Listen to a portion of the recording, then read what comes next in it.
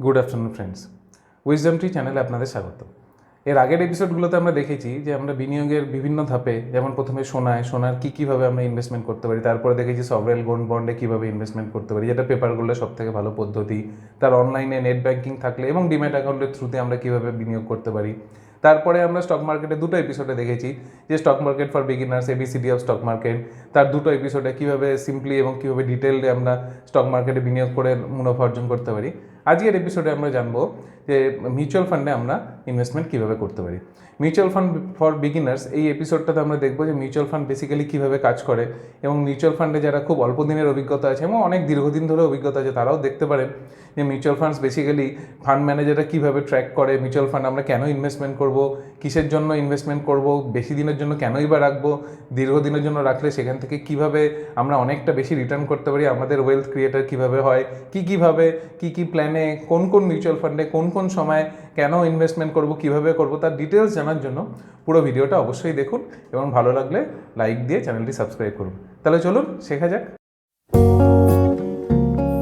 এরপর আসি total mutual ফান্ডের প্রসেসটা খুব সংক্ষেপে। প্রথমে কোনো মিউচুয়াল ফান্ড যখন লঞ্চ করে সেটাকে আমরা এনএফও বলে থাকি, নিউ ফান্ড অফার। যেমন স্টক মার্কেটে যখন কোনো স্টক প্রথমবার লিস্ট হয় এক্সচেঞ্জে, সেটাকে আমরা আইপিও বলে থাকি, ইনিশিয়াল পাবলিক অফারিং। সেরকম যখন কোনো ফান্ড যখন আসে তখন সেটাকে আমরা এনএফও বলি। এনএফও হোক বা নর্মাল ওপেন পিরিয়ডে হোক, বিভিন্ন ইনভেস্টারদের যে টাকাটা ফান্ডের কাছে আসে সেই টাকাটা রক্ষণাবেক্ষণ, মনিটরিং, ইনভেস্টমেন্ট সমস্ত দায়িত্ব এক বা একাধিক ফান্ড ম্যানেজারের উপরে দেন। সেই ফান্ড ম্যানেজার ডেট ফান্ড হোক বা ইকুইটি ফান্ড হোক, যেই ফান্ডে ইনভেস্টমেন্ট করবেন সেই ইনভেস্টমেন্টগুলি কোথায় করবেন, কোন দামে করবেন, কোন শেয়ার কিনবেন, কোন ডেটে কিনবেন এবং কখন সেটাকে বিক্রি করবেন, সমস্ত ডিসিশন তিনি নেন। এবার তিনি সেই টাকাগুলিকে ডেট মিউচুয়াল ফান্ডের ক্ষেত্রে বন্ড, গভর্নমেন্ট সিকিউরিটিজে ইনভেস্টমেন্ট করেন, ইকুইটিজের ক্ষেত্রে ডাইরেক্ট স্টক মার্কেটে ইনভেস্টমেন্ট করেন। এই ইনভেস্টমেন্ট করার পরে একটা সার্টেন টাইম পর যখন একটা টাকাটা একটা গ্রোথ হয়, উনি আবার সেটিকে সেল করেন। সেল করলে যে রিটার্নটি আসে সেই রিটার্নটি আবার ইনভেস্টার্সদের কাছে ফেরত যায়, মানে যখন ইনভেস্টার্স টাকাটা তুলতে চায়। তাহলে এই যে টোটাল প্রসেস হলো, এই টোটাল প্রসেসেই ইনভেস্টার্সদের টাকাটা স্টক মার্কেটে ইনভেস্টমেন্ট, ইকুইটি মিউচুয়াল ফান্ডের ক্ষেত্রে ইনভেস্টমেন্ট হয়ে সেটার প্রফিট হয়ে আবার ইনভেস্টারের কাছ থেকে ফেরত গেল। তার মানে ইনভেস্টার ডাইরেক্টলি স্টক মার্কেটে ইনভেস্টমেন্ট না করেও কোনো প্রফেশনাল ফান্ড ম্যানেজারের থ্রু দিয়ে এফিসিয়েন্ট ওয়েতে সেই টাকাটাকে স্টক মার্কেটের থ্রু দিয়ে গ্রো করে আবার তার কাছে ফেরত পেলেন। এরপর আমরা দেখি মিউচুয়াল ফান্ডসের সাথে অন্যান্য ইনভেস্টমেন্টের তুলনা লাস্ট 20 বছরে ব্যাংকের ফিক্সড ডিপোজিট যেখানে মোটামুটি 7 থেকে 7.5%, গোল্ড 8 থেকে 8.5% রিটার্ন দিয়েছে, প্রপার্টি অ্যাপ্রক্স 7%, সেখানে ইকুইটি মিউচুয়াল ফান্ড সেই রিটার্নটি দিয়েছে average composite annual growth rate, CAGR আপনারা যেটা দেখতে পাচ্ছেন, সেই অ্যাভারেজে প্রায় 10% করে। অর্থাৎ অন্যান্য ইনভেস্টমেন্টের থেকে ইকুইটি মিউচুয়াল ফান্ড কিন্তু অনেকটাই বেশি রিটার্ন আমাদের দিয়েছে। এরপর আসি মিউচুয়াল ফান্ডের সব থেকে ক্রুশিয়াল যে পয়েন্ট, সেটা হচ্ছে মিউচুয়াল ফান্ডের কী অ্যাডভান্টেজেস আছে ইনভেস্টমেন্টের।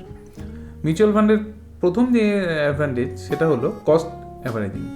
মানে আপনি একবারে ইনভেস্টমেন্টই না করে আস্তে আস্তে বিভিন্ন টাইম টু টাইম, যদি আপনি SIP systematic investment plan subscribe করে থাকেন, তাহলে টাইম টু টাইম আপনি ইনভেস্টমেন্ট করবেন। এটার একটা সুবিধা হচ্ছে যে মার্কেট তো সবসময় একই দিকে মুভমেন্ট করে না, হয়তো কোনো সময় মার্কেট আপ থাকলো, কোনো সময় ডাউন থাকলো, আপনি কিন্তু প্রত্যেকটা পয়েন্টে ইনভেস্টমেন্ট করছেন। অর্থাৎ আপনি যদি ডাউন মার্কেটের দিকে যান তাহলে কিন্তু একদম টপে আপনি ইনভেস্টমেন্ট করছেন, আপনার ইনভেস্টমেন্টটা কিন্তু নিচের দিকেও হবে, ফলে একটা অ্যাভারেজ ভালো প্রাইসে আপনার ইনভেস্টমেন্টটা অ্যাকচুয়ালি হবে।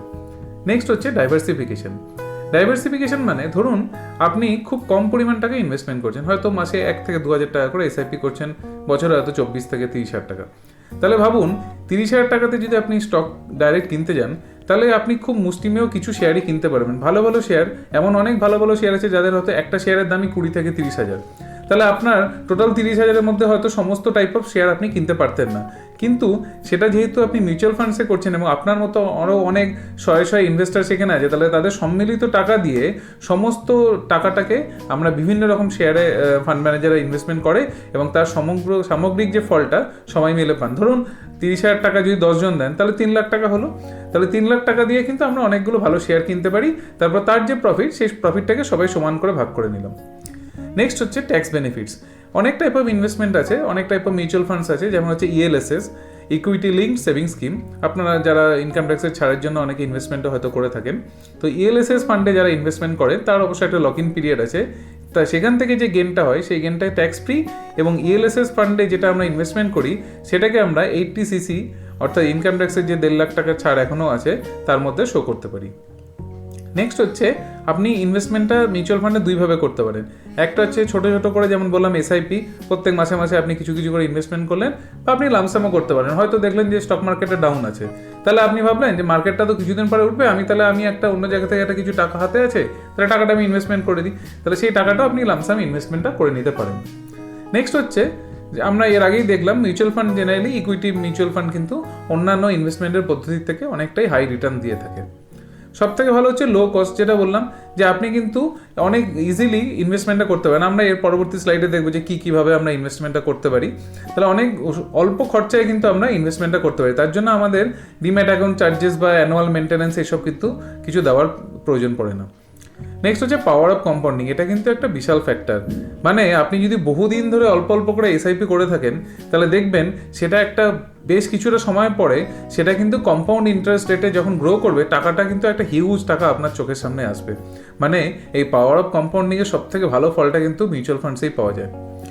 নেক্সট হচ্ছে এক্সপার্ট সুপারভিশন, যেটা আমরা আগেও বলেছি যে আপনি যদি আপনার ডাইরেক্ট যদি স্টক মার্কেটে ইনভেস্টমেন্ট করার যদি কোনো অভিজ্ঞতা না থাকে, তাহলে এক্সপার্ট সুপারভিশন অর্থাৎ কোনো এক্সপার্ট ফান্ড ম্যানেজার আপনার টোটাল ফান্ডটাকে ম্যানেজ করে। তাহলে সেক্ষেত্রে তাদের কাছ থেকে ভুল ত্রুটি থাকার চান্সটা অনেক কম থাকে, কারণ তারা সবসময় এই ফিল্ডেই কাজ করে থাকেন এবং তারা অনেক অনেক মেকানিজম আছে, অনেক চার্টসের মাধ্যমে অনেক লোকজন মিলে যখন এটা মনিটর করে, তাহলে অনেক এক্সপার্ট সুপারভিশনের মাধ্যমে আপনার বিনিয়োগটা কিন্তু সুরক্ষিত থাকে। ইজি টু মনিটর, মানে আপনি অনেক ইজিলি কিন্তু মনিটর করতে পারেন। আপনার ক্ষেত্রে কিন্তু আপনি যদি 5টা শেয়ারে ইনভেস্ট করতেন, তাহলে আপনি কি দেখতেন? 5টা শেয়ারের রেট দেখতে হতো, কোন শেয়ারটা উপরে যাচ্ছে, কোন শেয়ারটা নিচে। যদি আরও বেশি শেয়ার হতো তাহলে সেক্ষেত্রে আরও বেশি ঝামেলা। আপনার এত শেয়ার আপনাকে দেখতে হবে, কোন শেয়ারের রেজাল্ট কবে বেরোচ্ছে, এই বেরোচ্ছে ওই বেরোচ্ছে, কোনো কিচ্ছু দরকার নেই। জাস্ট মিউচুয়াল ফান্ডে ইনভেস্টমেন্ট করুন। আপনি কি দেখবেন যে না, তার nap value, net asset value. Net asset value মানে হচ্ছে টোটাল ফান্ডের যা অ্যাভারেজ ভ্যালু, অর্থাৎ আপনি যেই টাকাতে ইনভেস্টমেন্ট করেছেন, ধরুন আপনি যখন ইনভেস্ট করেছেন এনএফও পিরিয়ডে 10 টাকায়, সেটা আপনি দেখবেন যে কিছুদিন পরে 15 টাকা। মানে আপনি দেখছেন 10 টাকা থেকে যখন 15 টাকা, মানে আপনার 5 টাকা গ্রো করেছে, 10 টাকার রেসপেক্টে সেটা 50%। ব্যাস এইটুকু দেখলেই হবে। আপনার কিন্তু 10টা শেয়ার মনিটর করার দরকার নেই যে কোন শেয়ারটা বাড়ছে কোনটা কমছে, কোনো দরকার নেই। খুব ইজিলি আপনি এটাকে মনিটর করতে পারবেন। সব থেকে ইজি হচ্ছে লিকুইডিটি। কিছু কিছু মিউচুয়াল ফান্ড আছে, যেমন হচ্ছে লিকুইড মিউচুয়াল ফান্ড, আপনি আজকে যদি সেল করেন একদিন পরেই আপনি টাকাটি পেয়ে যাবেন। আর নর্মাল ক্ষেত্রে T+2 ডেতে আপনি যখনই সেল করবেন, আপনার T+2 ডের পরে যখনই মিউচুয়াল ফান্ড হাউস টাকাটা পাবে, সঙ্গে সঙ্গে সেদিনই বা T+2 ডের একদিন পরে আপনার ডাইরেক্ট যে লিঙ্ক ব্যাঙ্ক অ্যাকাউন্ট, সেখানে কিন্তু টাকাটি পাঠিয়ে দেবে। এরপর আমরা দেখি আমরা কি কি পদ্ধতিতে মিউচুয়াল ফান্ডে ইনভেস্টমেন্ট করতে পারি। প্রথম হচ্ছে আমরা ডিরেক্টলি মিউচুয়াল ফান্ডে যে ফান্ড হাউসগুলো আছে বা এএমসি বলি, অ্যাসেট ম্যানেজমেন্ট কোম্পানিজ, যেমন SBI আছে, ICICI আছে, নিপ্পন আছে যেটা আগে রিলায়েন্স ছিল, ফ্র্যাঙ্কলিন টেম্পলটন আছে বহু বছরের পুরনো মিউচুয়াল ফান্ড কোম্পানি, ABSL আছে, আদিত্য বিড়লা সান লাইফ। এই বিভিন্ন মিউচুয়াল ফান্ডের কোম্পানি তাদের যে ওয়েবসাইট আছে, ডাইরেক্টলি সেখানে গিয়ে আপনি কিন্তু সেখানে গিয়ে বিভিন্ন ফান্ড, তাদের যে লিস্টের যে ফান্ডেড আছে, কোন ফান্ডে কত টাকা, কোন ডেটে কি কত অ্যামাউন্টে আপনি ইনভেস্টমেন্ট করবেন, সেটা কিন্তু আপনি ইনভেস্টমেন্টটা করতে পারেন। নেক্সট হচ্ছে আপনার যদি ডিম্যাট অ্যাকাউন্ট থাকে, তাহলে ডিম্যাট অ্যাকাউন্ট থেকেও ব্রোকিং ফান্ডগুলি আপনার ডাইরেক্টলি মিউচুয়াল ফান্ডে ইনভেস্ট করতে দেয়। সেক্ষেত্রে ইনভেস্টের যে অ্যামাউন্টটা, সেটা কিন্তু আপনাদের অ্যালোটেড যে ফান্ডের যে ইউনিটগুলো, সেটা কিন্তু ডিম্যাট অ্যাকাউন্টে থাকবে। এছাড়াও আপনি মিউচুয়াল ফান্ডের ডিস্ট্রিবিউটর আছে, যেমন হচ্ছে ক্যাম্পস, কার্ভি ইত্যাদি, এই সমস্ত ডিস্ট্রিবিউটরের কাছে গিয়েও আপনি আপনার চয়েস মতো ফান্ড গিয়ে ইনভেস্টমেন্ট করতে পারেন। আজকাল বিভিন্ন ব্যাঙ্কও মিউচুয়াল ফান্ডের সুবিধা দিচ্ছে। আপনি বিভিন্ন মিউচুয়াল ফান্ডের জন্য ব্যাঙ্কেও ডাইরেক্ট যোগাযোগ করতে পারেন। বিভিন্ন ব্যাঙ্কের নেট ব্যাঙ্কিং ফেসিলিটিসের মাধ্যমে সেখানেই বিভিন্ন মিউচুয়াল ফান্ডে আমরা ইনভেস্টমেন্ট করতে পারি। সেক্ষেত্রে লিঙ্ক ব্যাঙ্ক সেভিংস অ্যাকাউন্ট থেকে আমরা সঙ্গে সঙ্গে মিউচুয়াল ফান্ডের কোম্পানিতে টাকা চলে যাব, সেখান থেকে অ্যালোটেড অ্যামাউন্টও ডিম্যাট ফর্মে বা সার্টিফিকেট ফর্মে আপনার কাছে চলে আসবে।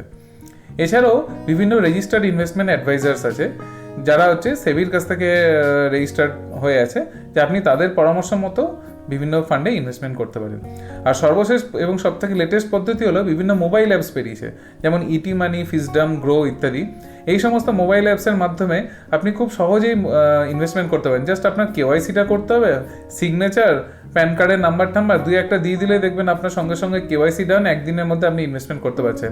না আপনার কোনো ব্যাংকে যাওয়ার দরকার পড়ছে, না মিউচুয়াল ফান্ডে যাওয়ার দরকার, মিউচুয়াল ফান্ড ডিস্ট্রিবিউটরের কাছে যাওয়ার দরকার পড়ছে। আপনি বাড়িতে বসেই যখন ইচ্ছা ইনভেস্টমেন্টটা করতে পারেন।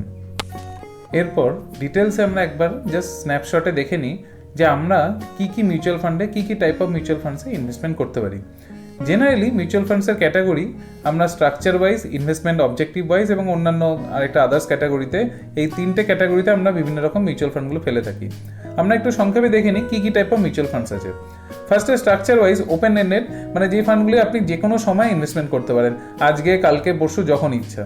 ক্লোজ এন্ডেড, অর্থাৎ সেই ফান্ডটি একটি নির্দিষ্ট সময়ের জন্য খোলা থাকে, এনএফও পিরিয়ডে খোলা থাকে, এনএফও যখনই ক্লোজ হয়ে যায় তখন কিন্তু ফান্ডটিতে আর ইনভেস্টমেন্ট করা যায় না, ফান্ডটি একটি নির্দিষ্ট সময় পরে ম্যাচিওর হয়ে যায় এবং সেটিতে আর ফ্রেশ ইনভেস্টমেন্ট করা যায় না।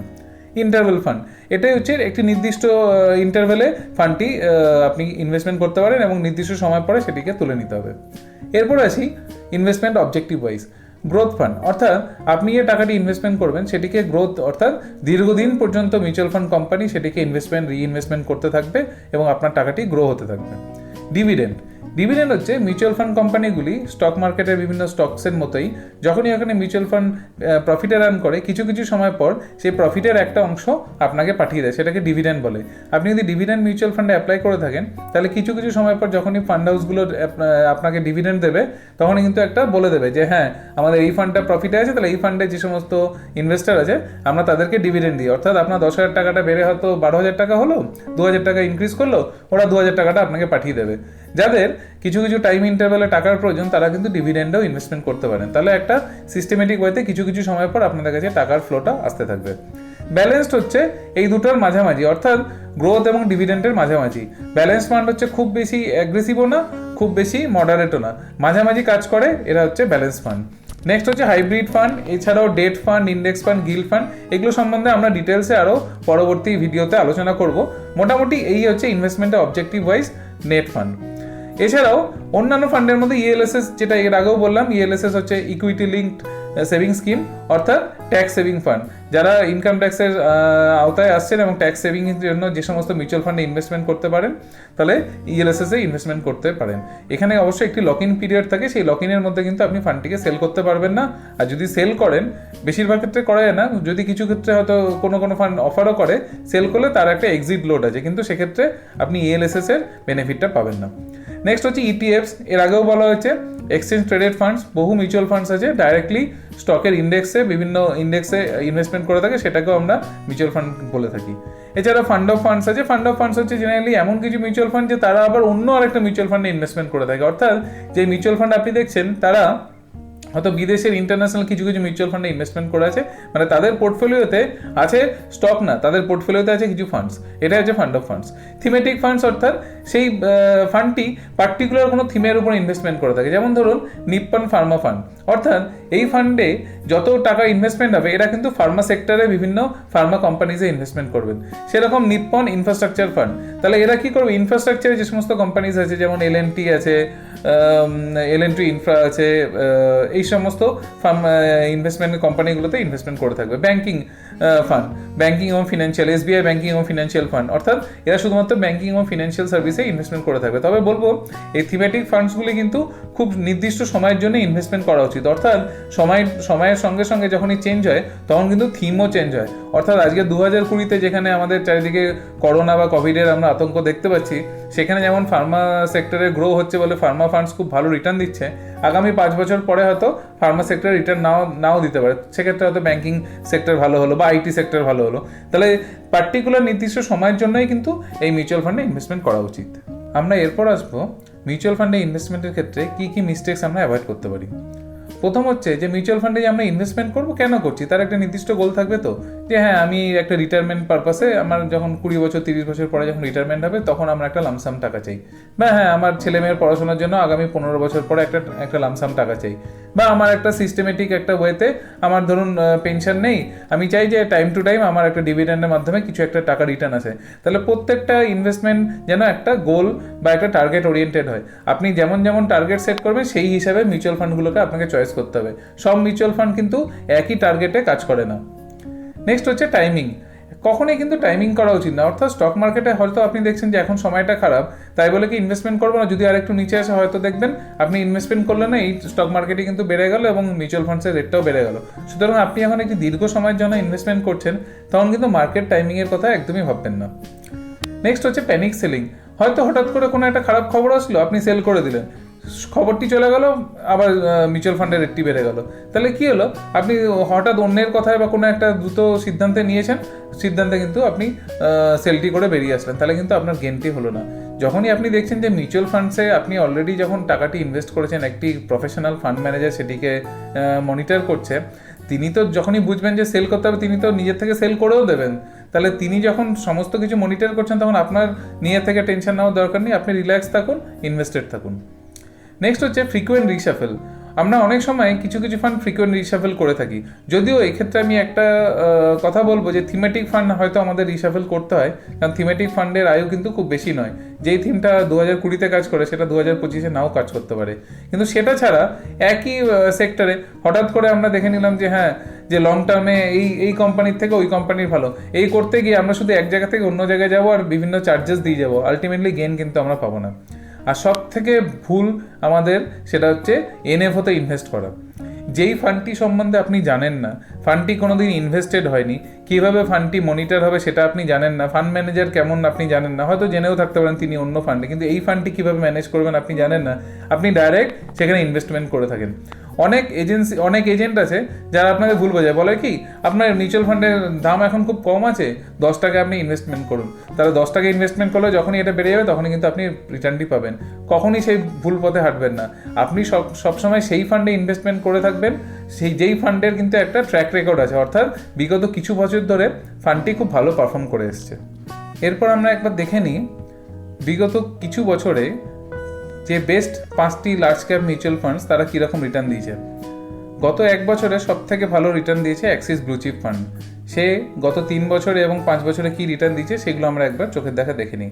সেরকমই Axis blue chip, Canara Robeco, Mirae asset, ICICI prudential blue chip, Invesco India large cap, এই ফান্ডগুলি কী কী রিটার্ন দিয়েছে তার তালিকা এখানে দেওয়া হলো। আমরা চট করে একবার চোখ বুলিয়ে নিই। অনুরূপে আমরা দেখে নিই যে সব থেকে ভালো মিড ক্যাপ ফান্ডস মার্কেটে যেগুলো আছে, যেমন ডিএসপি মিউচুয়াল ফান্ড বা অ্যাক্সিসের কী কী মিড ক্যাপ ফান্ডস আছে, তারা কী কী রিটার্ন দিয়েছে। তাহলে আমরা পরপর দেখে যাই large cap, mid cap, small cap এবং বিভিন্ন ইন্টারন্যাশনাল ফান্ডস যারা আমাদের দেশ থেকে বিদেশে ইনভেস্টমেন্ট করতে চান, তারা এই সমস্ত ইন্টারন্যাশনাল মিউচুয়াল ফান্ডসেও ইনভেস্টমেন্ট করে থাকে। তাহলে আমরা পরপর একবার চোখের দেখা দেখে নিই এই মিউচুয়াল ফান্ডসগুলি কী কী রিটার্ন আমাদের দিয়ে এসছে গত কিছু বছর ধরে।